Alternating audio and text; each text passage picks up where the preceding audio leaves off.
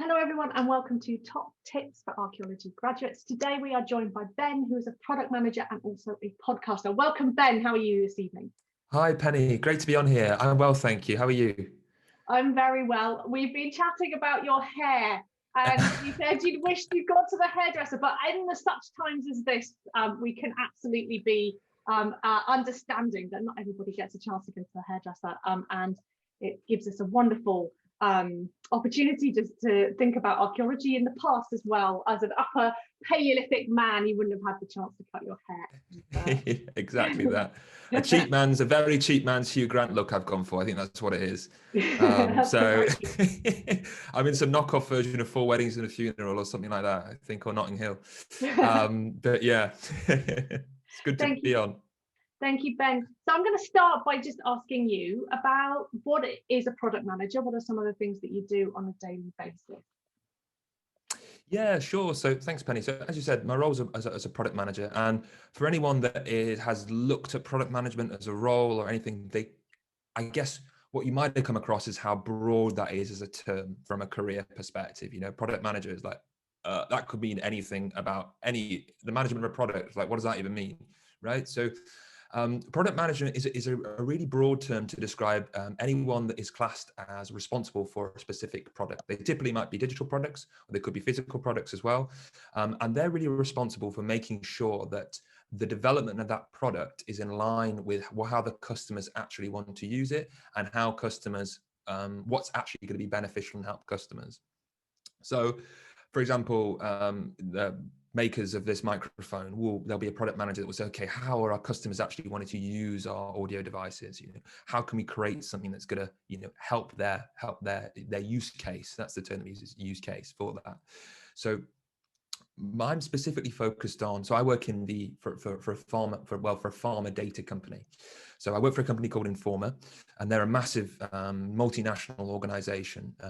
Their main focus is exhibitions, which, as you can imagine at the minute, physical exhibitions and trade shows, as you can imagine at the minute, it is a very complicated industry to be in with all the physical restrictions and limitations due to coronavirus. So there's big upheaval around that. But the area of the business that I'm focused in is I work in our pharmaceutical data and information department within that. So it's the pharma intelligence department is what it's called. So what I'm responsible for is making sure that our data and the data feeds that we provide to our customers really meet the customer use cases. So I specifically focused on APIs, which is just a technical term to describe like data feeds essentially. And what that means, so I have to speak with customers or ensure that the roadmap, we call it the product roadmap, that basically is, I want to do this by this date for this purpose to help this customer, and then you kind of look at all the different customer demands and requirements, and you can kind of say, okay, here's a theme that our customers are asking for this. So how can we build it into our product? Or here's a market movement that people are wanting to include more of this information. How can we build this into our product? So it's my responsibility to use customer feedback, market feedback, internal technology and technical feedback to then say, okay, this is what we're going to do, this is when we're going to do it, and this is why we're going to do it. So that's kind of my role in a nutshell, and that also applies to broader product management roles as well. There'll be product manager roles that are far more glamorous than mine, that aren't focused on pharmaceutical data, some really kind of cool trendy ones, but the idea is the same. It's all about transferring customer needs into a product. Well, that's fascinating. I think that sounds like a really complex job, that you've got an awful lot of different things to manage sort of on a daily basis. What are some of the things that you enjoy about your job? What are the kind of the things that you look forward to doing? Yeah, that's a great question. And it's true, like there is a lot to manage, and I can't say I get it right all the time. But I think that's something that everybody struggles with. So one of the things that I really enjoy doing that I actually get to do more of now is I love like actually chatting with our customers. Basically, I'm a very kind of chatty person. I was about to pause then and not speak and then say chatty person, which is always a bit, you think, I'm a very, what was I going to say? Chatty person. Okay, yeah, sure you are.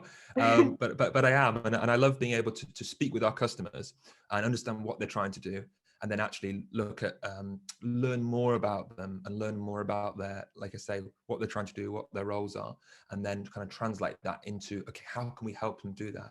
It's all about, you know, it's about making sure you're a good listener, and I try to be a good listener in that respect. And so it sounds anthropological to me, to that sense that you're translating different needs, you're thinking about a different culture, and you're trying to work between one way of thinking to another way of thinking. That sounds quite anthropological and archaeological to me. 100%.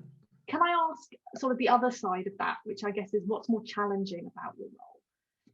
Yeah, of course, of course. And just on that point as well, like 100%, it's about conducting qualitative research and quantitative research, and then coming to a conclusion from that to say this is what we're going to do. So completely right on that, Penny, and that's what, you know, which we'll touch on more, I'm sure, but that's what the archaeology and well, my background, bioarchaeology, is really fed into that. So definitely. So let's do that fun part of what I enjoy doing, and then like you said, we'll go on to the bit that I struggle with. Yeah.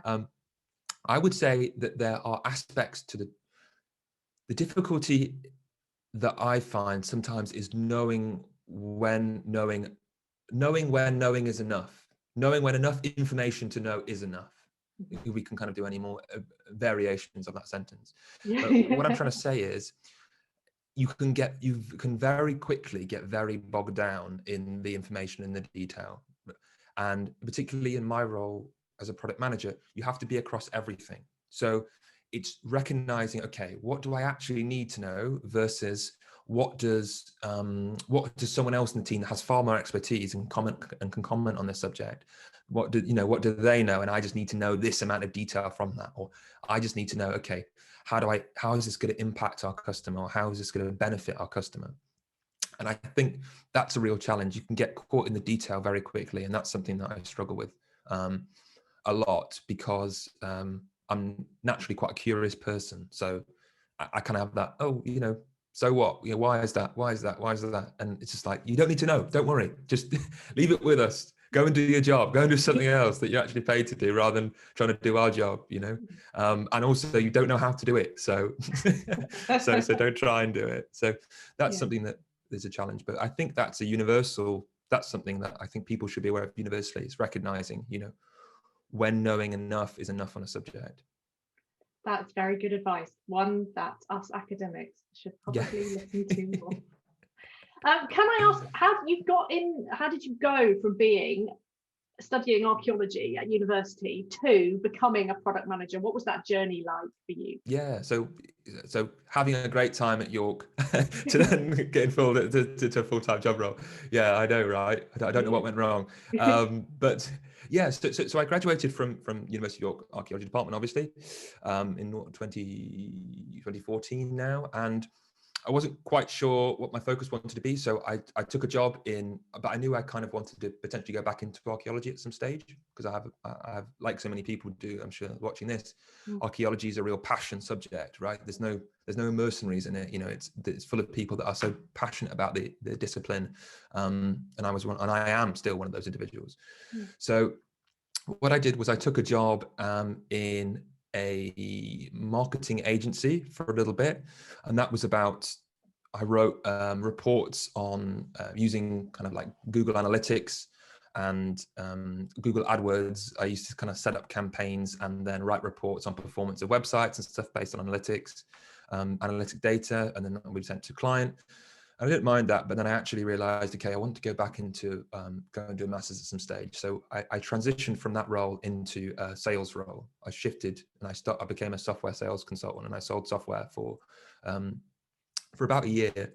And that taught me some really valuable skills around confidence in communicating with people, and confidence in pitching ideas to people, and confidence in getting told to get lost on the phone quite a lot. So it's one of these things that I'd recommend if someone gets a chance to do it because it gives you a confidence to just communicate with people sometimes. Then I saved up enough money doing that to then go and pay and do a master's. I did my master's in bioarchaeology, archaeological science. Again, I did that at the University of Cambridge for a year, which was great, learning from different people as well. And then after that, that's when I transitioned into, I applied for a graduate scheme. And I would recommend applying for a graduate scheme to anyone that is kind of unsure about what they want to do, which I know is vague, and there's lots of people I bet that feel that way about stuff. Yeah. I'm sure there are, and we speak to many students who say, I did archaeology because I loved it, and I'm not sure what it is I want to do next. So you're really speaking to them, maybe in some respects. Yeah, that's great, and that's completely true. And the reason why I say a graduate scheme and it's so beneficial is because you get to do so many different things. They're not trying to hire someone who knows how to do all those things. They're trying to hire someone who has the capability to do those things. Okay, you don't have to know it straight out the bat. You just have to have a willingness to learn it and a willingness to know it. And what an important thing is that ability to be able to transition and learn those things and have a confidence and to do that. But having said that, like, it can be scary, not going into something you don't know what to do. Like, it's a scary thing. So if you listen to this and you're thinking, okay, is it just me that I'd be scared to apply for this, something like that? It's not just you. I felt exactly the same way. But I was like, you know what, I'm just going to do it. And I did. And I applied for the Informa graduate scheme who I work for now. They have a ton of different roles within the business. They have a publishing, Taylor and Francis group, which I'm sure you're familiar with, the different academic journals and books that they publish. I worked there for 4 months. They have a couple of events businesses. I worked in the group function in corporate development, like evaluating companies that we could look at acquiring and stuff like that. So super broad, and you get to do so much experience. And they typically would always want to line you up to have a full-time role afterwards because they've invested money in you. So it's quite a good way of getting into a full-time business and doing it in a way that's quite comfortable and not like, right, I'm doing this, that's it now, locked in, Yeah, you get to try out different aspects, even if I guess the company itself has one focus. There are loads of different aspects to that company and loads of different roles within it. Thank you. So can I ask about your time at York, and what kind of things or what kind of experiences did you have at York that you still value today, that you value in your career?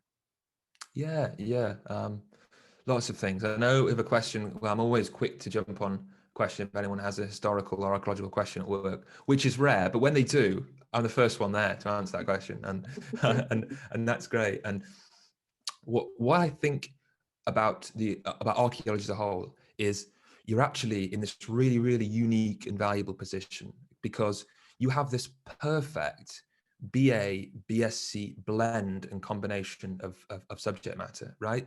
You've got when you speak, for example, like someone studied history, so you have that aspect of historical, qualitative based research. You've got that.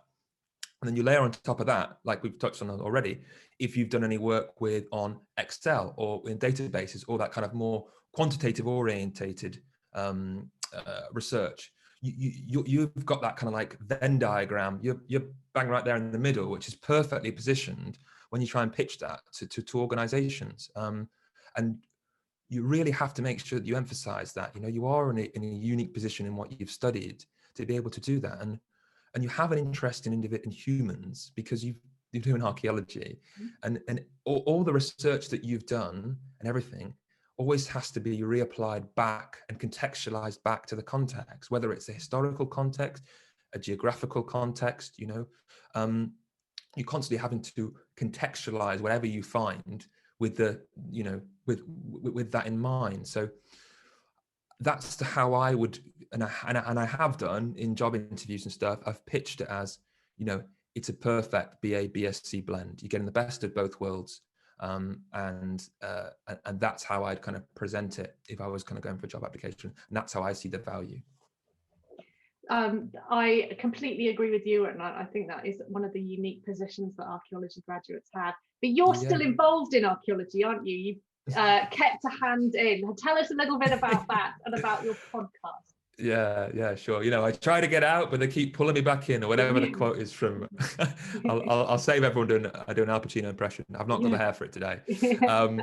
But yeah, that's correct. So I host a weekly podcast called That's Old News, which is a podcast all about the latest research in archaeology and history and all things about the past.